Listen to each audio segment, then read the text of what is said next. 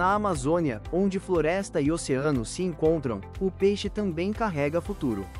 E foi com essa força que o Instituto Linha d'Água realizou, em plena COP30, o evento Sistema Alimentar da Pesca Artesanal, Soluções da Amazônia e da Mata Atlântica para um Oceano em Equilíbrio. Na terça-feira, dia 19 de novembro de 2025, o 10º dia da conferência, a Casa Amazônia virou palco de um encontro potente entre lideranças comunitárias, pesquisadores, cooperativas e movimentos sociais organizados. De diferentes cantos do Brasil, vieram vozes que vivem da pesca, cuidam dos mangues, alimentam comunidades e constroem redes de resistência e inovação. Mais do que denunciar invisibilidades, o encontro reafirmou o óbvio: sem reconhecer quem pesca, beneficia e distribui o alimento que vem do mar e dos rios, não há segurança alimentar, não há justiça climática e não há transição justa. Esse vídeo é um registro dessas vozes.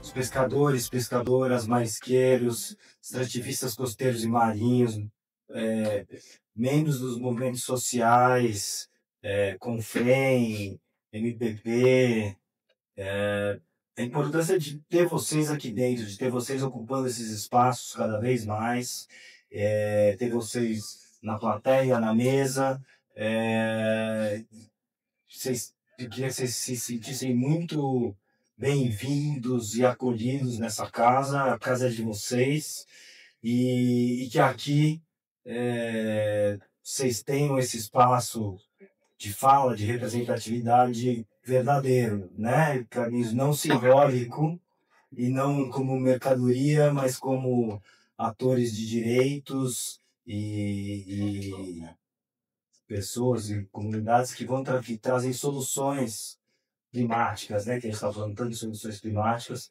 Vocês trazem muitas dessas soluções, vocês têm que ter mais espaço de fala e que aqui seja um espaço desse. Destacar que essa discussão de sistemas alimentares tem acontecido bastante aqui durante a COP do Clima, mas que a gente ainda não vê esse assunto da pesca conectado a essa agenda de sistemas alimentares, né? A gente vê o pirarucu aparece, ele está sempre nas falas, nas discussões, mas a pesca costeira marinha, a pesca das muitas outras espécies que são, né, utilizadas para alimentação dessas populações no litoral, nos rios, açudes, etc. A gente fala muito pouco disso, então esse que é a nossa perspectiva de tentar ressaltar esse tema para que a gente coloque esse assunto na sala e chegue mais próximo a essa discussão pesca artesanal e sistemas alimentares. O Instituto Linha d'Água, para quem não conhece, é uma organização da sociedade civil que faz filantropia de retaguarda. Então a gente diz aí que o nosso trabalho é não deixar ninguém para trás. Os movimentos, as organizações colocam a agenda, lideram esse processo e a gente se ocupa em dar todo o apoio, as condições para que essas organizações possam desenvolver aquilo que elas acreditam que executem a estratégia por elas concebida e desenhada. A gente faz isso com uma abordagem centrada em direitos humanos, o que significa centralizar as pessoas nessa discussão, né? Entendendo que para trabalhar o fortalecimento da pesca artesanal nos territórios costeiros marinhos não é possível sem falar de educação, saúde, energia, direito territorial, reconhecimento disso. Então esse tem sido o nosso enfoque de atuação.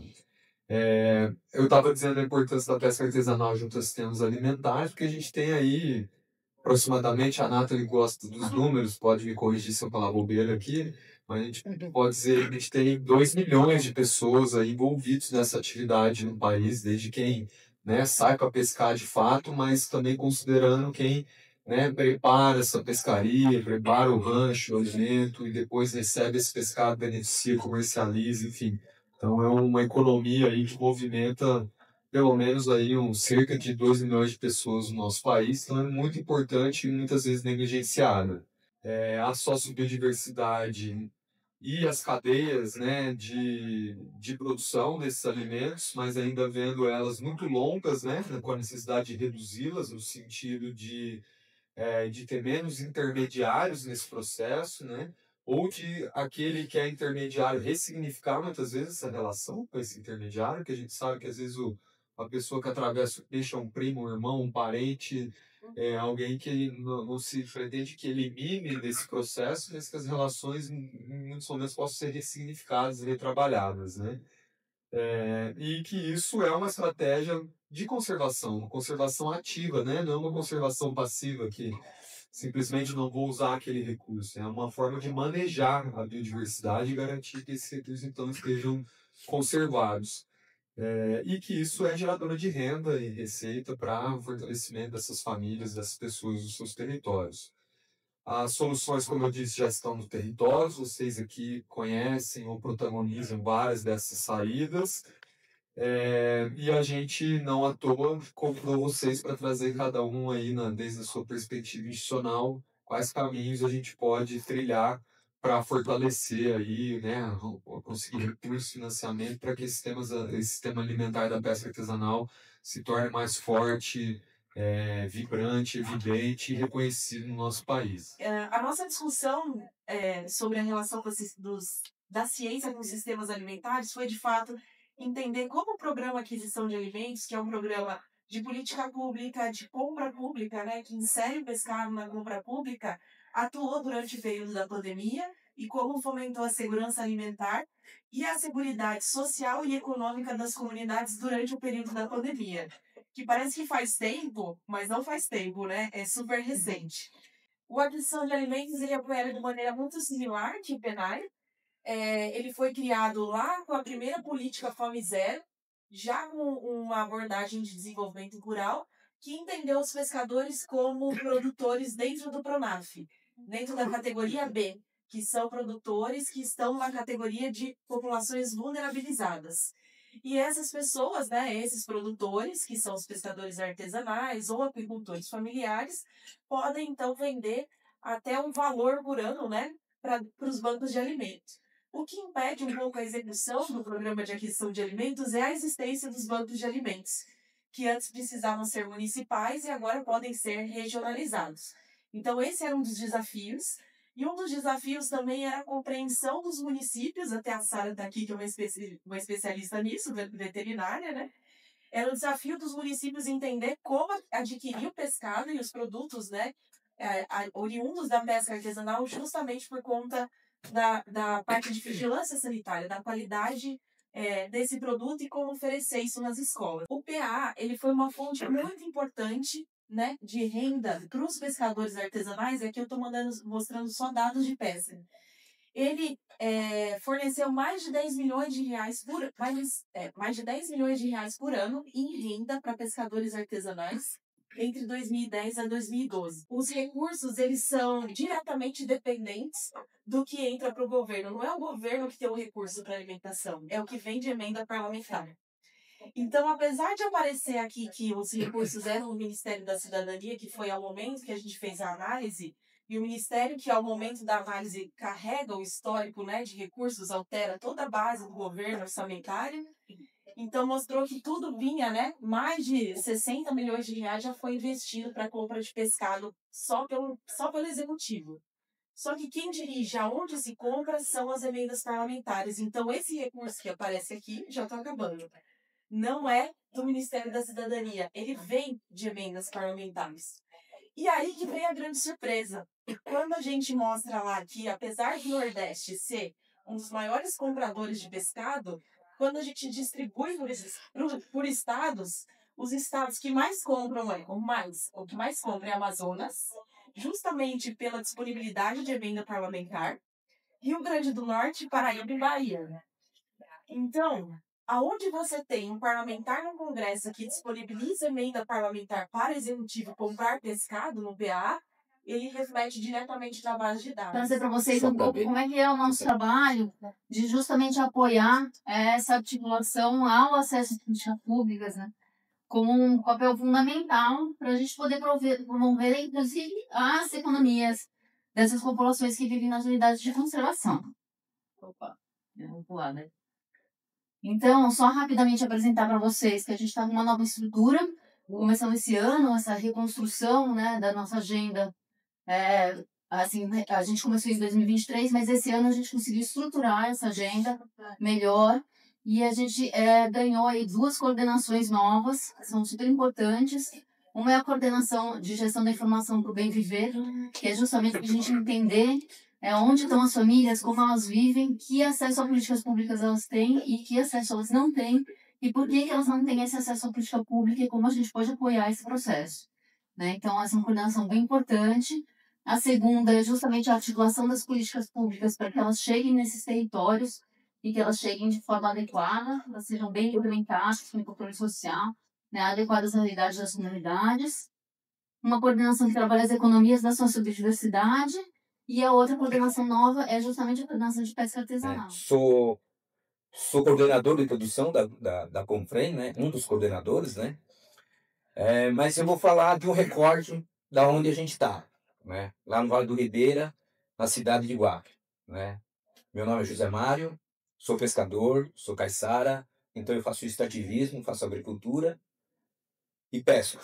Ultimamente eu estou muito mais burocrático, né? Estou lá naquela loucura de reuniões, tentar parcerias, né? Trabalhando na cooperativa diretamente, em construção, reforma, fazendo várias coisas, várias frentes, né? Então, acho que é legal falar um pouco do histórico da cooperativa, que ela não nasce com a gente, ela nasce em 98, né? De um processo chamado da CIPAR, né? Que é o Centro de Integração da Pesca Artesanal.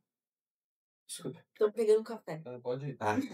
Perdão, estou te ouvindo. Então ela nasce lá em 98, num programa de governo federal, instalou comprou equipamentos e foi doando assim para as comunidades que queriam, né, nessas parcerias entre Estado, município e governo federal, né? Lá ela chegou com direcionamento para Manjuba, né, para salgar a Manjuba para levar para os mercados de salga, né? Então era uma pequena estrutura, foi feita no voluntário, né, lá dos mutirões, com dinheiro doado pelo governo federal, mas os mutirões que construíram a sede lá onde a gente está até hoje, a gente vem modificando ela para se adequar no que a gente quer, né? Então, falar diretamente, quando vem um programa de cima para baixo, que ela não pensa na gestão dessas coisas, né? E então isso é uma dificuldade quando uma política pública ela vem de cima para baixo, entregar na mão da comunidade, e isso torna até uma coisa de desunião dentro das comunidades, né? Porque muita gente começa a trabalhar, criam-se aquelas picuinhas, aquelas discussões sobre o que está levando, quem não está levando, se estão levando, se não estão levando. Então isso dificulta muito esse trabalho. Então a gente vem com outra perspectiva, né?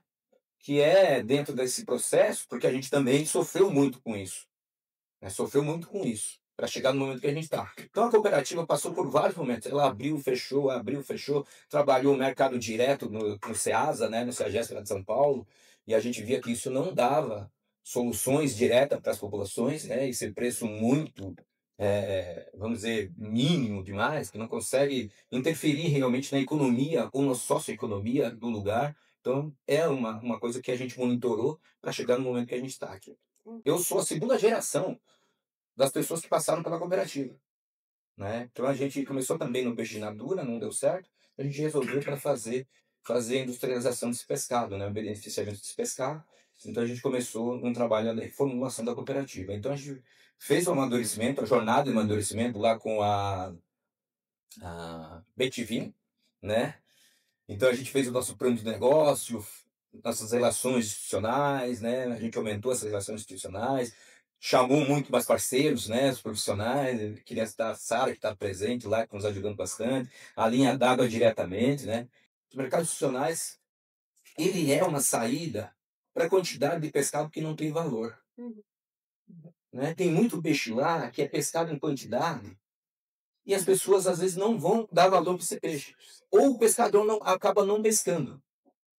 O SEASA seleciona o que ele quer e agrega valor no que ele quer, né? Lá o CEAGESP, né? Então a gente pensou nisso. Vamos melhorar essa relação das compras institucionais.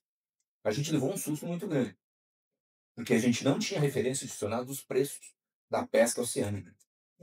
E não tem por completo ainda. A gente começou uma discussão agora com a CONAB para colocar o peixe oceânico na lista deles. E foi uma dificuldade, mas a gente está avançando com isso. A gente está avançando junto com o MLA, né, com os parceiros que a gente tem aí para e a lista do peixe que eles têm lá, que fazem a compra, né, e fazem as distribuições, entra o peixe oceânico, porque é inaceitável, né, dentro desse potencial que a gente tem, dentro da quantidade e da apresentação em si, como uma fonte de alimento muito melhor do que o peixe de aquicultura. Isso é incrível, né? Mas muitas prefeituras, muito estado, né? Muitas prefeituras do estado, a nível nacional, não estão preparadas para esses peixes. Então, também é um papel nosso fazer a ponte com esses governos estaduais, municipais, para melhorar isso. E também com o governo federal. Né? Melhorar a estrutura de recebimento dessa produção ou dessa aquisição que eles vão fazer. Sempre encontra as dificuldades, né? Porque geralmente tem pessoas que dizem que nós mulheres não temos capacidade de gerir, principalmente dizem que a gente não tem capacidade de gerir dinheiro porque a gente só pensa em comprar roupa, comprar bolsas, comprar calçados, né? Mas é onde as pessoas se enganam. Que nós hoje nós temos uma capacidade muito grande, onde a gente agradece muito a parceria da Rari Brasil, que por ela a gente começou a fazer uma capacitação de educação financeira.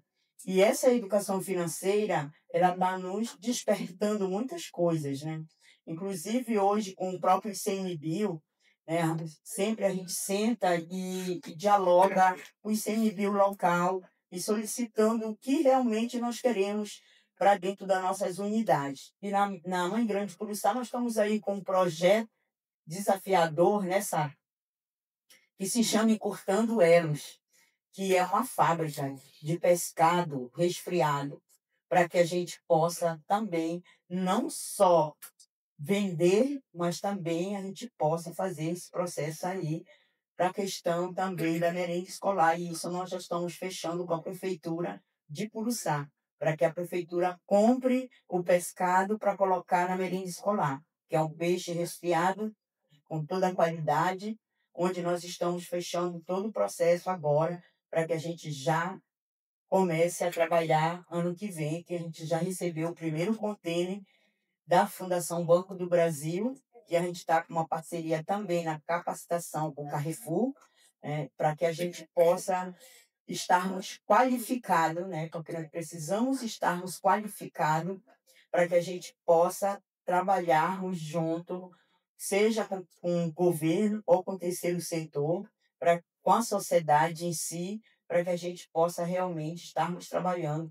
E esse processo não é para ficar só no Pará, ele é para ir para outros estados, para que a gente possa realmente começarmos trabalhando esse processo todo. Então, nós criamos aqui no Pará a Rede Mães do Mangue, e hoje a Rede Mães do Mangue já tem 2 municípios, ela já tem um restaurante, né, um pequeno restaurante, onde elas já estão trabalhando todo o processo da cadeia produtiva dentro desse restaurante, a parte alimentar. Então, nós estamos também buscando parceria para continuar com esses processos de restaurante em outras unidades, inclusive a moça que está dando a capacitação na parte de gastronomia é a Esther, é uma moça que, inclusive, ela que ofereceu o coquetel desses 2 dias com a Rari, e aí ela está capacitando as mulheres nas 16 associações aqui no Pará, para que a gente possa, em cada município desse, ter o restaurante que seja nosso, das mulheres, e que a gente feche a parceria com as associações. Então, as associações que são as proponentes, as associações mães, que também estão muito à frente desse processo conosco, porque nós não podemos deixar as associações de lado, porque é ela que é a proponente dos processos, como bem ela é a concessionária, e nós não podemos, porque a gente não pode quebrar hierarquia, né? E aí, então, nós aqui no Pará, nós estamos já com todos esses processos, e quando a gente começa fazer um processo, dialogar com um processo que nós queremos que o governo decrete uma unidade, a gente já vai pensando em tudo, né? A gente vai pensando do ancião à criança, porque nós precisamos cada dia estarmos dentro desses processos e nos qualificando cada vez mais. E para nós a qualificação ela é muito importante para nós, não só para as mulheres, mas para os homens também. E que nós sabemos que nós, das reservas extrativistas costeiras e marinhas, nós temos um desafio muito grande pela frente. Então, nós precisamos estarmos cada vez mais juntos. Então, eu acho que nós, que fazemos parte das RESEX, e aqui no Brasil, eu acho que nós estamos bem assistida dentro desses programas e que a gente só precisa aperfeiçoar mais, cada vez mais. Cobrar realmente do governo, principalmente do ICMBio, né? Que está mais na ponta conosco, e nós precisamos estarmos cada vez mais juntos e cobrar, a gente cobra mesmo. A Confrei pode chamar até de enjoados para nós, né, Carlinhos? Mas nós cobramos, né? Tem gente que fala assim, poxa, Carlinhos fez uma fala lá no coquetel, uma fala meio agressiva. Eu digo, não, esse é o nosso jeito. Nós não somos agressivos. É porque muitas das vezes as pessoas querem só nos enganar. Fazem fala e depois não cumprem com o que falam. Então é por isso que muitas das vezes as nossas falas são agressivas. Mas se a gente não fizer fala agressiva, a gente não tem a conquista. Então, para que a gente tenha a conquista, nós também temos que fazer isso, né? Mas o próprio governo, o terceiro setor, eles sabem que nós estamos fazendo uma cobrança que é de direito nosso, para que a gente possamos realmente fazer valer esse decreto de unidade de conservação. Porque se a gente não fizer valer tanto o decreto quanto a CCDRU, então não adianta a gente solicitar mais unidade de conservação para que o governo decrete. E porque, como somos nós que solicitamos, então nós temos, sim, o direito de cobrar. Desde que a gente criou a Confrei, quando a gente começou essa trajetória de luta em defesa das RESEX lá em 2000, quando eu entrei lá luta para criar a RESEX, a gente cria a RESEX lá em 2006, quando a gente junto cria a Confrei, ali em 2006, 2007, a gente acreditava que a discussão das reservas ativistas perpassava principalmente pela questão do manejo dos recursos. O ICMBio, o IBAMA, estabelecendo plano de manejo, né? E a partir daí é que as coisas iriam acontecer. A gente começou fazendo isso lá nas RESEX Canavieiras. Só que depois a gente viu que não há efetividade na gestão ambiental se você não garante direitos e políticas públicas básicas das famílias. E esse é o maior desafio que a gente tem nesse país. Os bolsões de famílias menos assistidas estão nessas regiões. Mas a miséria que está ali, ela não é uma miséria de produção. Ela é uma miséria de política pública. E esse Estado ele tem um grande débito com a gente. Eu tenho falado com o Henrique e digo assim, rapaz, a gente não tem que pegar dinheiro de cooperação internacional, de filantropia, para fazer infraestrutura para pesca. Isso eu sou contra. Porque isso é o papel do Estado brasileiro. Se você for por qualquer lugar desse país, você vê grandes elefantes brancos financiados e pagos pelo governo brasileiro, de diferentes épocas. E por que para nós pescadores artesanais não tem? Tá? Eu acho que a gente tem que fazer um debate estrutural mesmo. E aí eu acho que o ICMBio ele tem uma responsabilidade também nisso, sabe? Eu lembro bem quando a gente fazia várias ocupações no Ministério da Pesca, né? A gente nunca ocupou o Ministério do Meio Ambiente. Eu acho que a gente errou na nossa trajetória histórica, né? Por enquanto. A gente errou na nossa trajetória histórica. Porque se formam as pessoas agora com essa nova tendência que vocês estão trazendo, é uma tendência interessante, mas a maioria dos analistas ao longo do tempo eles não foram formados para lidar com a realidade produtiva das comunidades, sabe? Com as diferentes formas de relação com o ambiente. E é um desafio grande. Você sabe quantas vezes eu, Carlinhos, fui convidado para fazer palestra na Academia, no processo de formação dos analistas? Me perguntem. Uma vez. E eu não pude ir porque eu estava doente. Nunca fui.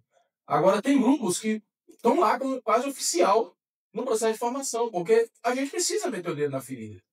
É necessário tirar o cascão para que sangue, para que a gente veja que do outro lado tem sangue também, não é só o nosso que estava jorrando aí. Porque trabalhar com questão de cadeias produtivas é um processo de empoderamento, é um processo de autonomia. Quando você cria uma RESEX, a gente primeiro tem que levar conhecimento sobre direitos. Direitos, quais são as políticas públicas que você tem direito, que você deveria ter acesso e tal. Porque o papel nosso, enquanto Confrei, nessa incidência a nível nacional, é propor e construir novas políticas públicas. Como Bolsa Verde, que é fruto de uma construção coletiva. Esse crédito Programa Nacional de Reforma Agrária foi negociação nossa com o MINC e o antigo ministro do Desenvolvimento Agrário em 2007, para assinar uma portaria, a senhora estava na mesa comigo, assinar uma portaria para que hoje tenha crédito Programa Nacional de Reforma Agrária. Mas a história não é contada pelos invisíveis, né? Não vou dizer os perdedores, pelos invisíveis. Ela é contada por quem tem dinheiro para contar. Mas todas essas políticas públicas macroestruturantes, a gente brigou por elas. A gente é contra esse sistema de serviço de inspeção federal que só penaliza. Se o meu filho está na minha casa e eu cozinhar um caranguejo de manhã para ele tomar café, ele vai tomar café com o caranguejo inteiro. Mas se ele for para a escola, ele não pode comer o caranguejo. Aí ele pode comer sardinha em lato, ele pode comer quitute em lato, soja, carne de soja, mas ele não pode comer o peixe que eu fritei na minha casa. Porque o sistema não nos reconhece, não reconhece esse produto nosso como sanitariamente possível de entrar nesse sistema. Então a gente tem grandes desafios pela frente. Há uma negação. E ela não é aleatória, ela é intencional. Major tem dificuldade. Zé Carlos aqui, de Carlos da Pedra, tem dificuldade. Mesmo aquela estrutura que ele fez a partir do esforço dos cooperados, ele não conseguir botar ela para funcionar, para ter um selo de inspeção estadual, um selo de inspeção federal, há uma intencionalidade. A gente trabalha nessa parte de incidência em Brasília desde 2005. Desde 2005 a gente anda pela esplanada, defendendo melhoria da qualidade de vida, melhoria da produção. E se vocês me perguntassem hoje, olhando lá para trás, do ponto de vista da produção, o que evoluiu? Eu não saberia dizer para vocês. Evoluiu iniciativas, como a DISEP. Mas de política pública, não tivemos evolução do ponto de vista estruturante. Está entendendo? A gente tem programas sociais importantes, iniciativas como o cadastro, eu estava falando para a Tati, Tati, se tinha uma coisa que o ICMBio deveria comemorar no dia do seu aniversário, era o CIS Família. Não foi isso? A coisa mais inovadora, o CIS Família. E agora, a Escola das Marés e das Águas. Porque o CIS Família vai tirar o povo da gente da invisibilidade. Tirar da invisibilidade é a melhor estratégia para você fazer valer direito. E essa é uma luta que a gente teve no Conselho Nacional de Postos Nacionais e foi extremamente desafiador. E aí eu concluo a minha fala dizendo assim, olha, eu acredito que é possível, sabe, Henrique, a gente mudar essa história. Por isso que hoje eu estava catando no Tereza Campelo lá na Blue Zone, porque a gente quer os 20% do Fundo da Amazônia para a zona costeira de Maria. Sabe? E aí a gente precisa debater também com a Petrobras a parte do latifúndio, que eles acham que é só dele, mas que são eles que causam maiores impactos nas nossas comunidades. Ele tem programa do golfinho, tem programa do pé, tem programa da baleia, ele não tem o programa do pescador artesanal. E eles são os maiores impactando no nosso território de Maranhão. A gente tem que fazer esse debate com eles. E a gente tem que fazer o debate do ponto de vista estrutural mesmo. É financiamento para chegar diretamente, não tem que ter esse financiamento com retorno, não, é sem retorno. É sem retorno, tem que chegar direto na ponta. Sabe? Há uma responsabilidade do Estado com isso, e empresas que são, pelo menos, partes estatais, deveriam estar atuando com a gente de uma forma mais decisiva. É necessário fazer uma discussão do ponto de vista macroestrutural. Existem determinados valores, porque o pessoal que trabalha com PA e PNA, eles estão acostumados com o rural terrestre, eles não estão acostumados com o rural aquático. E nós temos especificidades, né? Como fala o companheiro Ernesto, aqui na Amazônia, os rios enchem e vazam 2 vezes no ano, né? Na beira da praia, 4 vezes no dia. Tá entendendo? Então, respeitar essa questão do tempo, da lua, das marés, das águas, é uma questão importante para nós. E, por fim, eu acredito que essa COP está servindo de um exemplo para a gente. Porque o nosso aprendizado, ele se dá da coletividade. Sim. Tem uns parceiros, como a CI, como a RARI, como a WWF, Linha d'Água, que podem, junto com a gente, caminhar. A gente saiu daquela parte de que a gente precisava de atravessar o rio. Agora nós temos parcerias. E eu acho que o ICMBio, ele é o alavancador dessa mola junto com a gente. Porque vai ser difícil convencer a Tereza do Fundo Amazônia se o ICMBio não disser, olha, institucionalmente o ICMBio assina embaixo. Convencer a Petrobras se o ICMBio não disser, eu assino embaixo também. Mas eu acho que a gente pode, sabe? Ah, mas o recurso da Petrobras é fruto do petróleo e não, eles querem aliviar a consciência dele, então paga minha conta. Tá entendendo? Agora, eu sou contra a exploração de petróleo. Bom, mas enquanto o meu barco tiver motor a diesel, não tiver um motor movido a energia solar ou hidrogênio verde, eu ainda preciso de petróleo a diesel para botar no meu barco, como todos os pescadores no litoral do Brasil têm. Então a gente levanta as bandeiras, mas a gente levanta a bandeira com coerência. É isso aí, pessoal. Eu, Carlinhos, muito obrigado. Trouxe elementos, bom, indispensáveis para esse debate, né? São pontos muito importantes da necessidade de investimento público nessas infraestruturas, né? Essas infraestruturas têm potencial aí de alavancar a qualidade de vida nos territórios, porque é uma coisa que a gente conversa bastante, né, Major, que o orgulho da atividade pesqueira está nessa produção do alimento de qualidade, né? De ver no olho do teu filho, pô, pai, que peixe bom, obrigado, né? Olha que delícia esse peixe, aí que tá esse orgulho no exercício dessa atividade, né? E por mais que seja super importante os processos de bolsa, todos os apoios são fundamentais para a segurança social dentro dessas comunidades, o reconhecimento do trabalho pela valorização da produção é algo que engrandece e que traz essa referência para esse jovem que está dentro das comunidades, não olhar para o seu pai, para sua mãe, falando, não, o meu futuro é fora dessa atividade. Não, esse futuro está dentro. Às vezes a gente escuta muito nos territórios aquela coisa assim, o jovem que deu certo é aquele que saiu para estudar, é aquele que foi se formar. E aquele jovem que segue na atividade tradicional, na pesca, é aquele que não quer saber de muita coisa, de estudar, trabalhar. Sem esse jovem que continua na atividade, a atividade não tem como continuar. E para esse jovem continuar, ele precisa estar reconhecido, valorizado, recebendo um preço justo pelo trabalho que está sendo executado. E para que aquele outro jovem que optou por sair, estudar, etc., trabalhe junto, em convergência, desenvolvendo esses projetos, esse trabalho, essa estrutura de incidência política. Então, para trazer essa diversificação do papel das pessoas, da juventude dentro dos seus territórios, né? Isso é algo que a gente acredita, né, buscando apoiar e fortalecer os territórios. A gente entende das diversas frentes, né? Que vocês têm que lidar todos os dias, os conflitos na água e todas as outras questões. Mas todo esse esforço literalmente morria na praia e o produto do trabalho se acabava ali. Então, acho que essa iniciativa do Linha d'Água, amanhã a gente também tem uma roda de conversa junto com o pessoal do Marajó, São Paulo, seu filho está aqui também na mesma linha de discussão. E aí, Carlinhos, quero te dizer que a quem interessa formalizar os produtos da pesca artesanal, né? Então, a gente tem que fazer um debate muito maior sobre a questão da regulação sanitária. A gente tem, na minha defesa de doutorado, agora trabalhei com as mulheres da Enseada da Baleia, Linha d'Água trabalha também na Ilha do Cardoso, e as mulheres produzem peixe salgado seco desde 1845 e esse produto não é reconhecido. Aqui também a gente não consegue colocar esse produto no mercado formal. Então, o que interessa, né, é que isso se mantenha. A gente discutiu na tese as falácias que o próprio governo, as políticas públicas têm criado, né? A falácia do selo arte, que não atende a pesca artesanal, né? A discussão sobre o CISB, que não é o interesse da pesca artesanal, que tem uma cadeia curta de comercialização. Então, a gente precisa fazer um debate sobre isso, sim. A gente precisa juntar todas as iniciativas que a gente está tendo e botar isso para a gente ter os caminhos, os desafios que estão sendo enfrentados, os ganhos. Mas eu estava agora falando com o Felipe, a gente entrar aqui, que a gente precisa fazer um processo educativo para o governo, né? Para os fiscais, os agentes que estão lá na ponta, no serviço municipal, no serviço estadual, no serviço federal. A gente precisa, eu me sinto sozinha nessa discussão, quando eu estou nos lugares de discussão, no serviço de inspeção, com os colegas médicos veterinários, eu me sinto sozinha e bastante ignorada, porque esse tema não é valorizado, não é reconhecido.